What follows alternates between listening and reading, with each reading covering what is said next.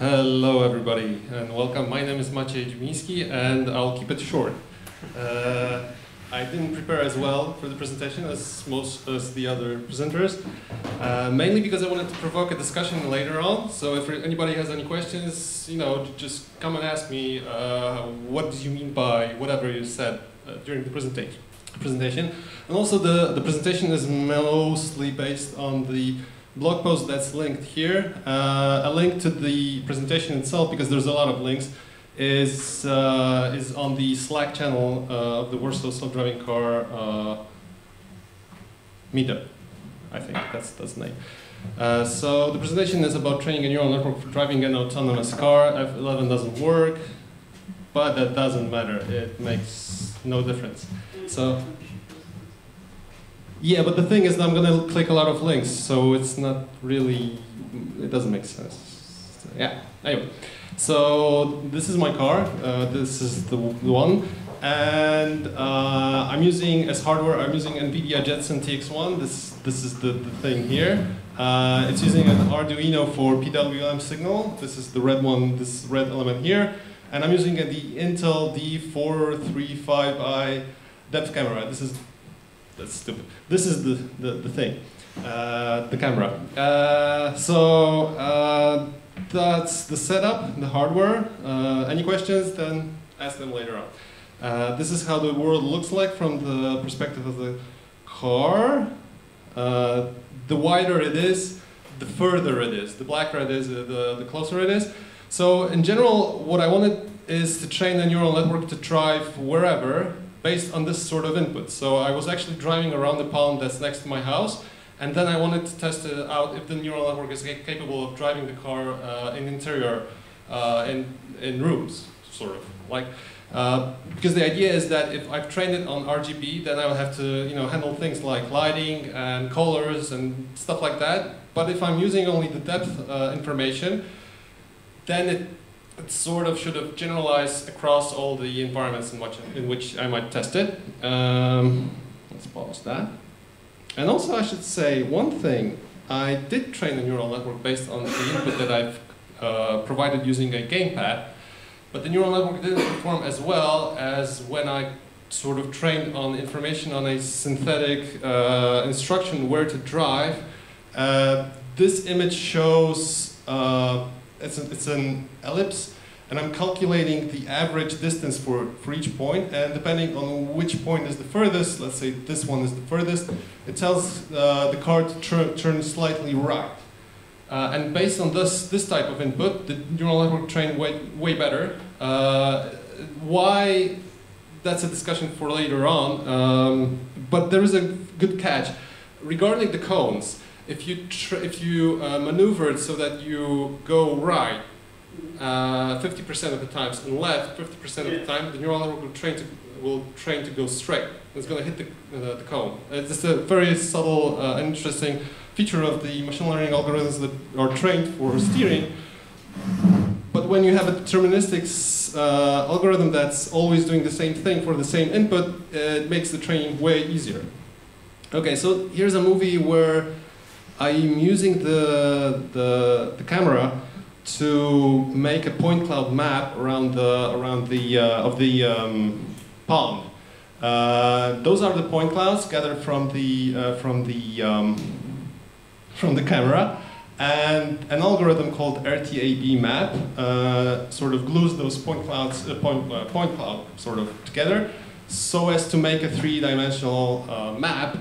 And this is very slow, and the reason why it's very slow is that I'm using, for odometry sort of, I'm using the IMU that's on board in the camera, and the signal is extremely noisy. And the problem with it being noisy is that the RTAB map algorithm is sort of losing the continuity of the information, and it fails to, and that's what you get here. This is the map, how it looks like from the RTAB map algorithm, and this is how it actually looks like in, you see my pointer? Yeah. This is how it looks like in Google Maps. So, as you can see, there are some discrepancies, and that's a problem I'll have to solve, and we can talk about it later.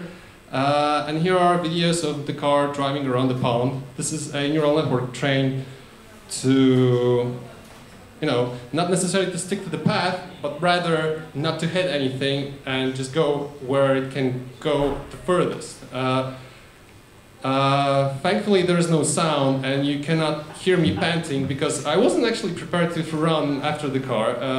My neighbors had a blast. How fast is it? It's me. How fast am I? I would say that's a solid 100 kilometers per hour. No, I don't know. I honestly don't know.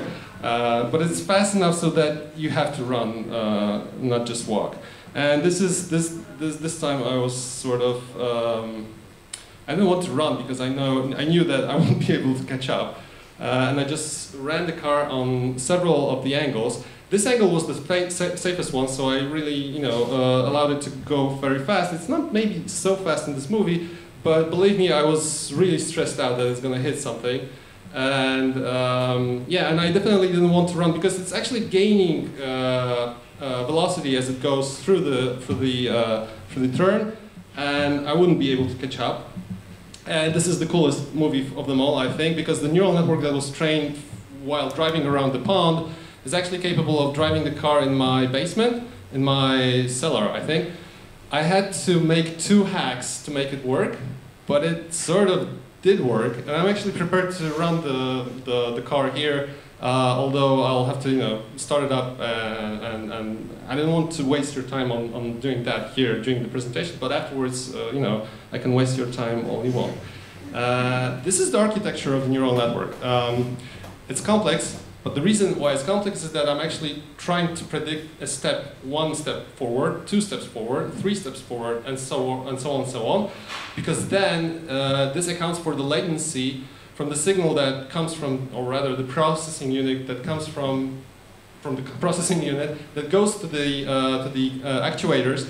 And if you're driving very, very fast, it's better to predict several steps into the future because more you actually, you get further and the same time, the same latency that you get.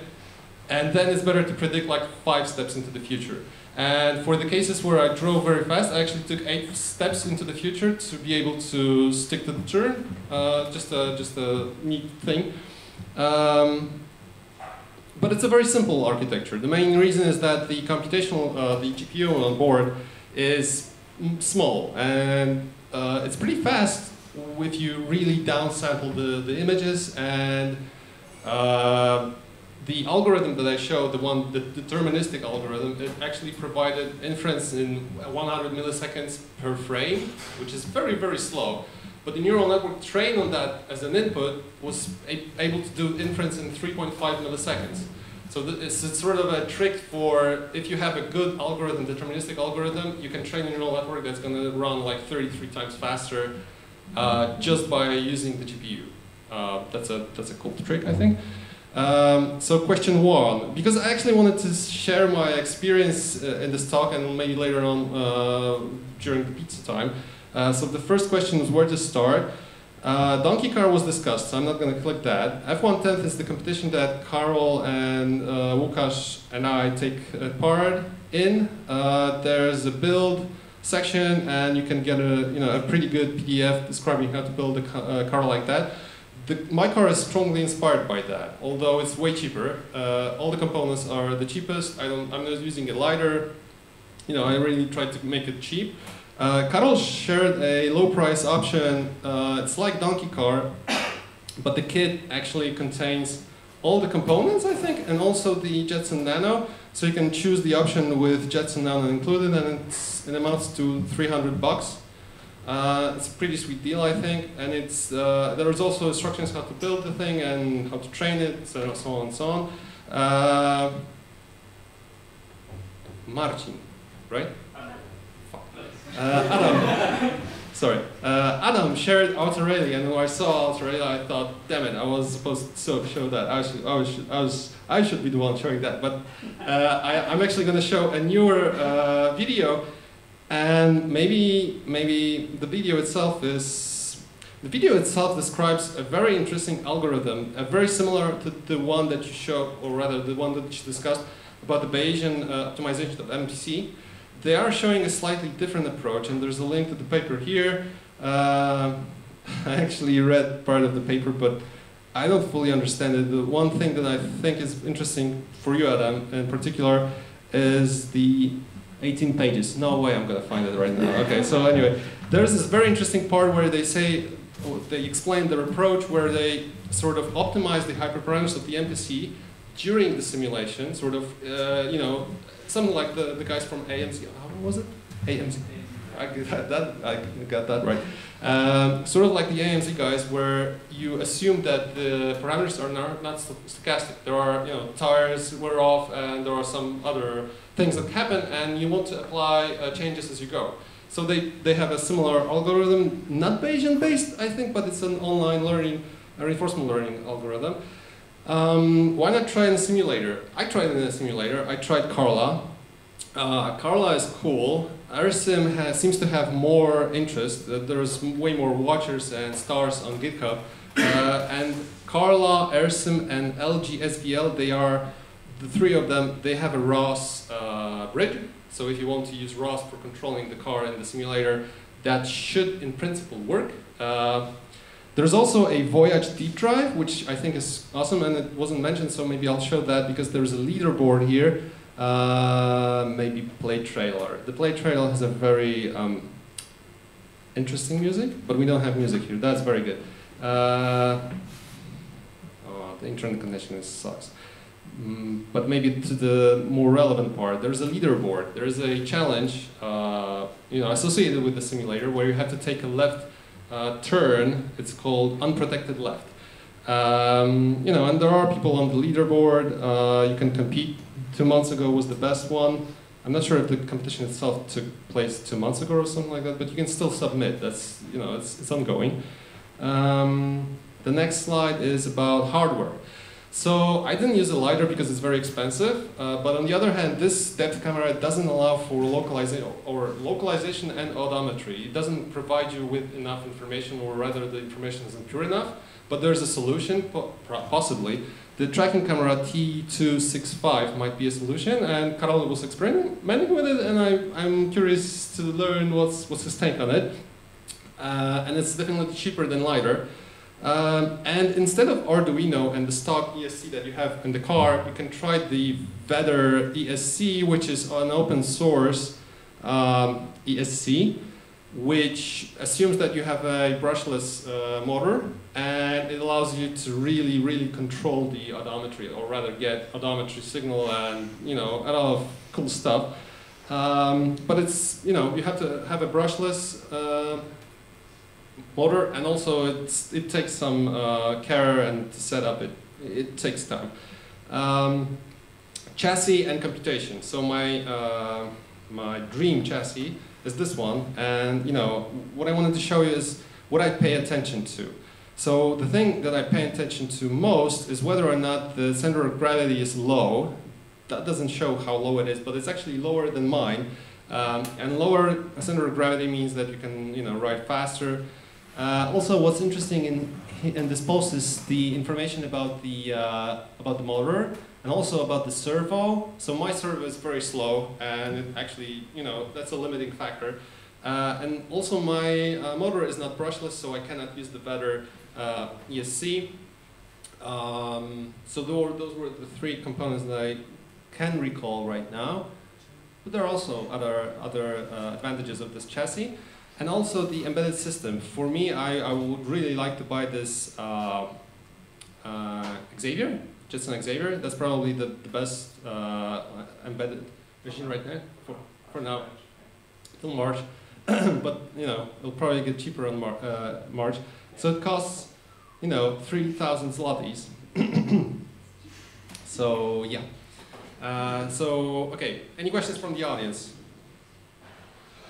You can leave them during the pizza. During the pizza. Yeah, because that's a very good idea. So very short.